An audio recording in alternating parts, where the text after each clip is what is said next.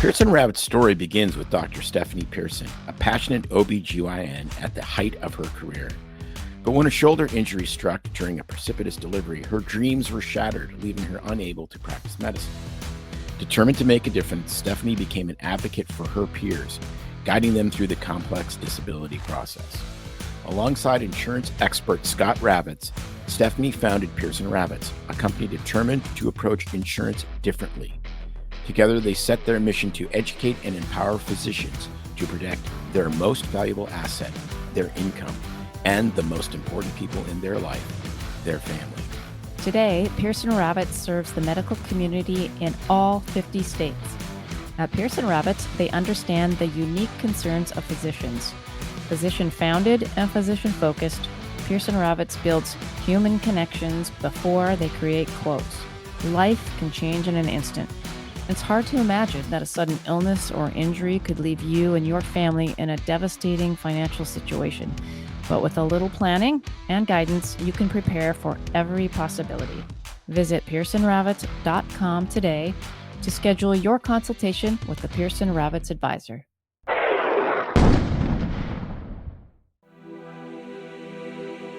Finally, a source of raw, real, and honest information on healthcare issues that matter most.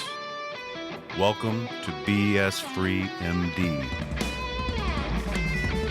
From the latest medical information to how to stay sane as a doctor or a patient, no subject is taboo, no BS is allowed.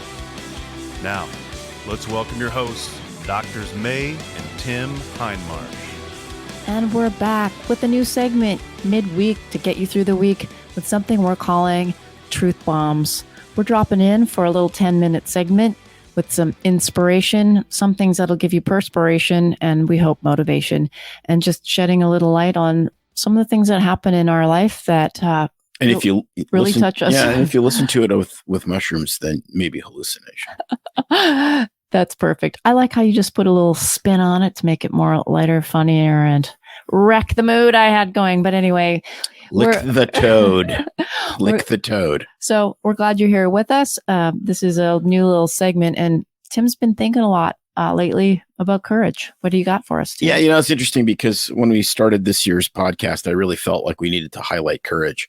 And I found it super fascinating that Peter McCullough's and John Leake's podcast and their Substack, really, it all runs through their Substack. It's called Courageous Discourse. And yes, they're just asking questions, and if you listened or watched our episode with Peter a couple weeks ago, he's a happy guy. And he's asking some really hard questions, and he's bringing out some really uncomfortable, controversial facts without throwing hand grenades into the middle of a church service. So he's not the pissed off, screaming and yelling guy, and yet he's been very courageous, and he's been fired from every corporate job he had, and he couldn't be happier. And I got to thinking a lot about this, especially in the last year. And it's really fascinating because if you look at what's happened in the last 3 years and how some people stood up, some people didn't, and how the people that have not stood up have been treated, and then you start thinking about being courageous, and maybe you want to take your foot off the gas because it's like, well, I might lose my job. I might lose this. Well, I'm here to tell you, especially if you claim to be a Christian, that courage is not an option. Courage is actually a command. And it's fascinating because if you look in the book of Revelation, it says, but the cowardly, the unbelieving, the vile, the murderers, the sexually immoral, those who practice the magic arts, the idolaters, and all liars, their place will be in the fiery lake of burning sulfur. So literally, cowards are damned to hell, just like people that are Satanists. So let's interpret cowards. Well, what does that look like? Well, I think that, and I looked it up. What's the difference between courage and bravery? So courage is being fearful, but doing it anyways. So you understand, you weigh the consequences, you think about it. You might still be scared, but you're like, I know that this is right, and I have to do something about it. So then you just do it, even though the outcome is uncertain, and even though it scares you. So one of the classic examples in the 20th century is Rosa Parks. So she was basically told to either stand up or get off the bus because the white section was full and white people needed to sit down. And she said, no, I'm sitting here. It's my seat. So too bad. And I mean, again, not screaming, not yelling, not being obnoxious, just saying, no, I was here first. And I'm a lady. So why is that courageous? Well, because she got arrested. And I would imagine she was scared and she was by herself. And she was in a place that was segregated and kind of not, it was 1955, not a great place to live as an African American. So that's courage. Courage is doing it anyways, because you know it's right. That's the key. It isn't just doing something because it scares you, though I think that there's tremendous value in that, and we'll get that in a second. I think the context is really important for that verse, just using it as a tool. But I don't think it means you just need to go out looking for stuff as a cause necessarily. I think it really means when you're hit in the moment with something that's a moral dilemma and something that is in front of you, it's having the courage even when you feel like melting into your seat or disappearing into the nethers. And that you just stand up for what you believe and have the courage in that moment that presents itself. Yeah, and I think that's exactly correct, because there's people that love fighting and they just go out and they look for a fight. And I think we get confused because we think, oh, they're so courageous. No, they're just assholes who like to fight. That's just obnoxious. Yeah, there's obnoxious people who just like to fight. That's not courage. Sometimes the courage is to shut up. Trust me, I have been in a situation where it was way more courageous for me to not say anything. That's called wisdom. Yes, but So what's I'm thinking, I really like this point. I like this little truth bomb you're dropping here. So in the context of what's gone on in our lives recently, in the medical world especially, how do we tie this all in? Well, I've seen numerous patients now. I've worked with people. We have lots of people that said no to the vaccine for various reasons. And their reasons might have sucked. Like their reasons might not have been very good, but their convictions were real. Mm-hmm. And clearly that's all that mattered. If you look at, when we talked to Alan Thayer, the attorney, about religious convictions and religious exemptions for, any kind of vaccine, the reason that those are held sacrosanct in the United States is because conscience matters. And so if your conscience was, I don't want this vaccine because I think it's made from dead baby parts, like some people ascribe, which I don't want to go down that wormhole, but there's some truth to that. If you said, I don't want to get it because it's experimental and I don't know if it's going to be good for my health in the long term, or if you just said, I think it was made by space aliens that injected it in some guy's rear in Alabama, it doesn't matter. If you hold those convictions and those are the convictions you hold and you think they're true, then you shouldn't be coerced, mandated, arm twisted to do it. Yeah. And so it's courageous to go against the flow. I'm thinking along the lines of people wanting or waiting for someone else to go first.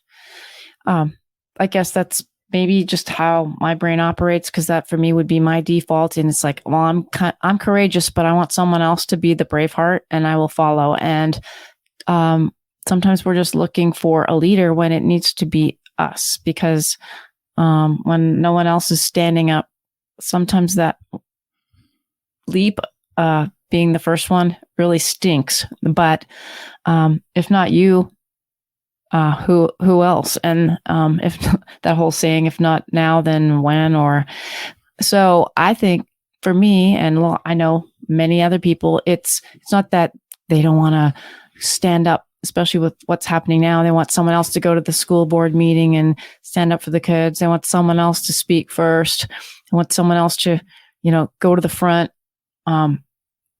first, and then they'll speak. I think maybe sometimes, when you feel there's that awkward silence and nobody's moving, maybe you need to be the one. Absolutely. And that's exactly it. And, I'm talking to myself too. So I think that there's ways, because getting back to the biblical stuff, it's like, take courage, be of good courage. Don't be and you're like, well, what does that mean? because it's not a self-help book. It's just like, don't worry. Okay, well, great. I'll try really hard not to worry. And I'm thinking, obviously, what prevents people from doing that? Well, it's fear. It's fear. And I say, what you have to look at what's the worst that's going to happen. Right. But you can see, I think it's really valuable to do practical things that help you navigate fear better. I think that you should do something that scares the shit out of you at least once a month. People should go skydiving. They should ride the roller coaster. They should do something that is... Doesn't have to be life endangering now. Well, most of those things are not life endangering. Well, some of us beg to differ. But it could be public speaking. Public speaking. It could be joining that small group Bible study or that small group book club where, you're not sure if you're going to fit in with the, local it could be people asking in your your community. boss for a raise. Could be asking your boss for a raise. Exactly. I think you should do something, write it down and do something that scares you at least once a month. I think, and then you should do little things every day that are challenging and that are uncomfortable. One of the most powerful things in physical training, in going to the gym and running and so forth, is it teaches you to be comfortable with being uncomfortable. And I think that is another thing that's super, super powerful. And lastly, remember, and May alluded to this, courage is contagious. When other people see you doing courageous things, they will come alongside you. When you seek out people of courage, it will make you more courageous. You need to if you want to get fit, surround yourself with fit people and you will get fitter. If you want to lose weight, surround yourself with people that have lost weight. If you want to be courageous, find your group of people that are doing courageous things, and it will be amazing how it changes your life. You will be better with money. You will be better with relationships, and you will be a fitter, healthier person. And you in your little tiny circle will change the world. And that's how the world changes. I love it. If in Nazi Germany, normal people would have stood up, the world would not have descended into hellfire. So be courageous. Do one thing.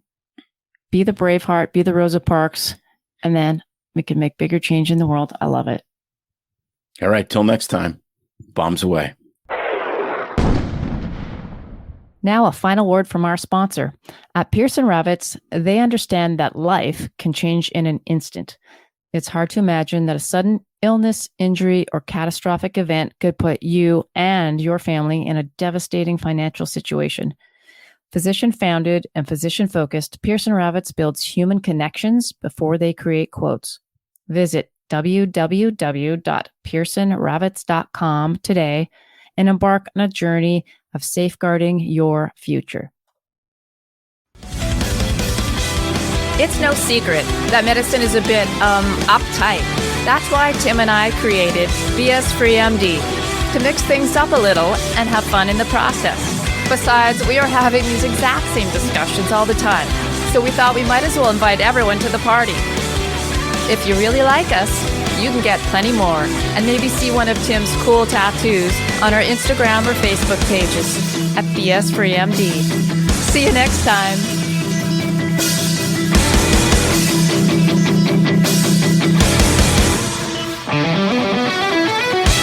While we try to keep BS Free MD as raw and real as possible, we can't be held responsible for any medical decisions or discussions had as a result of what you've heard on the show. We know, bummer. But the truth is, we really do care about your questions. So feel free to reach out to us by email at doc@bsfreemd.com.